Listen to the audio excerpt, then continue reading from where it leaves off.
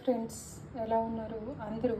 ఎగ్తో omelette, egg పొరుటు, egg boil చేసి చిన్న చిన్న ముక్కలు కట్ చేసి కర్రీ చేస్తారు.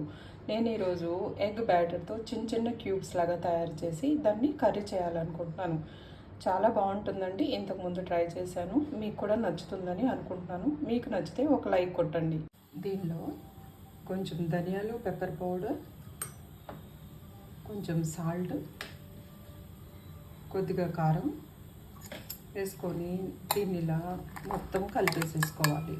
ఇలా కలుపుకున్న బ్యాటర్ని ఒక బౌల్లో కొంచెం నెయ్యి వేసుకొని దాన్ని ఇలా ఈవెన్గా స్ప్రెడ్ చేసేసుకొని కలుపుకొని ఉంచుకున్న ఈ బ్యాటర్ని ఈ బౌల్లో వేసేసుకోవాలి. ఇలా వేసుకున్న ఈ బ్యాటర్ని మందపాటి కుక్కర్ కింద తీసుకొని దాంట్లో అడుగును వాటర్ వేసుకొని దాంట్లో ఈ బౌల్ పెట్టేసి పైన లిడ్ పెట్టేసి 10 to 15 minutes బేక్ చేసుకోవాలి.